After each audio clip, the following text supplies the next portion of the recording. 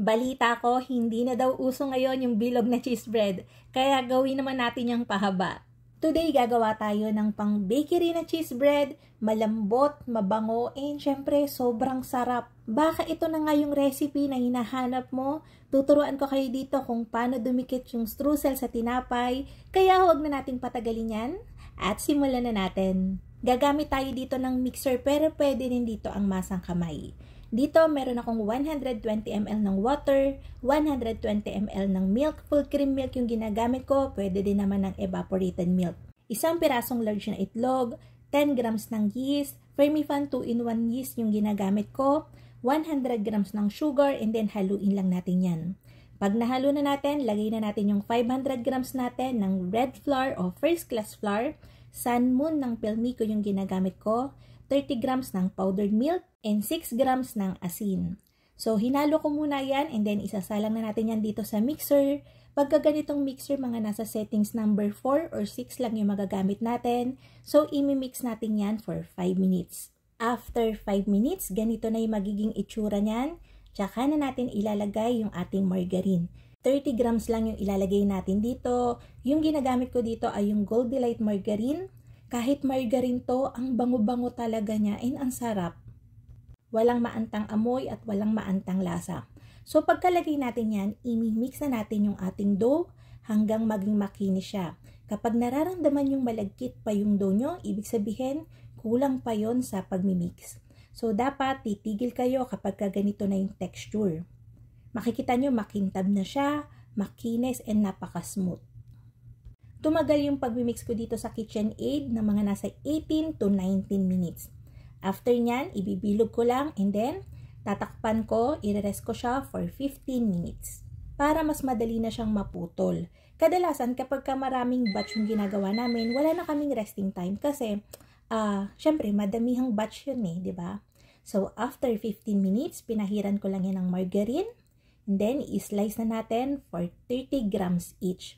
Napakaliliit ng dough kung titignan nyo, di ba? Pero ang ganda kasi talagang magpaalsa ng 2-in-1 Fermifan yeast, kaya makikita nyo mamaya, ang lalaki nung tinapay tignan. And syempre, napakalambot. Pagkaputol natin sa kanya, binilog ko lang yan, tatakpan natin, and i-rest natin to again for 15 minutes.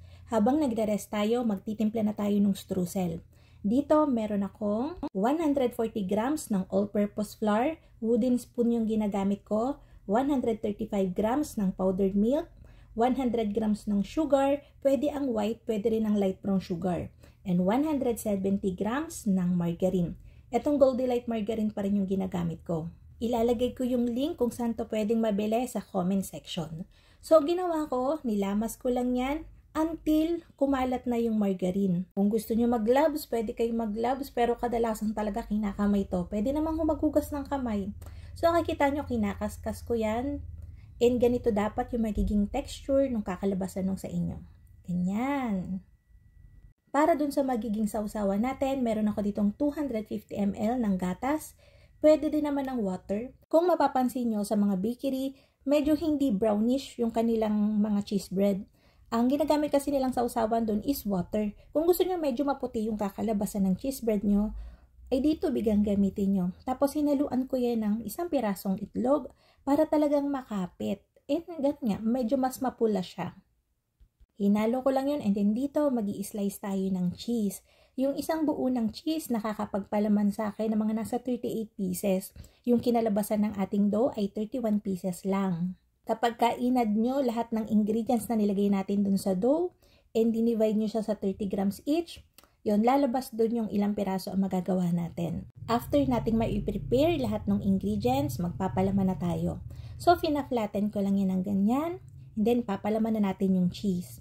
I-roll yun natin yan para lang din sa cheese roll, ganun. Pero ito, para mas humaba siya, after natin siyang ma-roll, papahabain naman natin siya para mukha siyang mas malaking tignan. Mas mabebenta kasi sa bakery yung mga mahahabang tignan.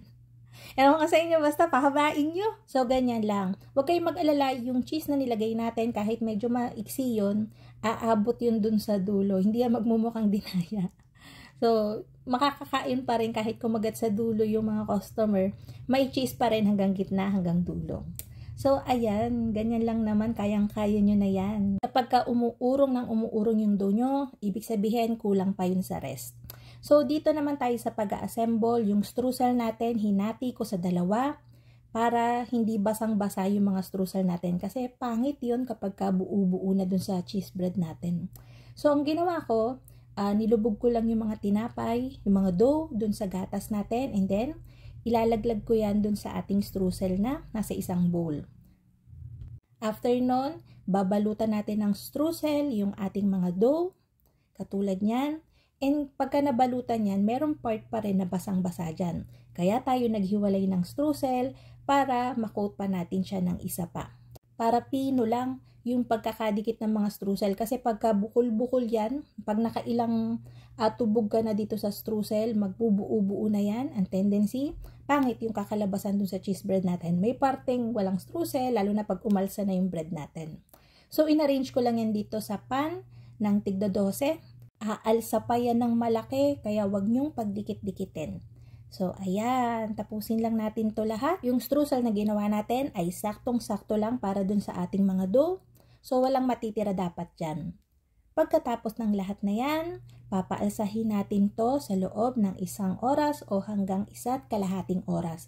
Ilagay nyo sa medyo mainit na place, basta naka-close siya, naka-cabinet o lagyan nyo ng plastic para hindi mag-dry. Ito na yung itsura niyan bago natin siya paalsahin. Ito yung itsura niyan after 1 hour. Kulang pa na mga 30 minutes, so nirest ko pa yan. Isasalang natin to sa preheated oven na may 180 degrees Celsius for 18 to 20 minutes. Makikita nyo medyo na brown nga yan na maganda kasi gatas yung pinantubog natin. Pantay yung pagkakadistribute ng streusel sa tinapay, hindi siya nalalaglag, and syempre, hindi siya natutunaw. At pinaka-importante sa akin kapag kami ginagawa ako, importante talaga na masarap para babalik-balikan.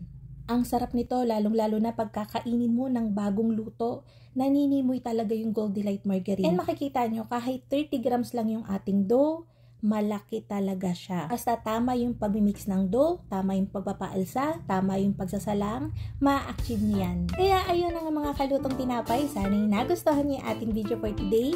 Magkita-kita tayong muli. Ito bang muli ang lutong tinapay? Bye-bye!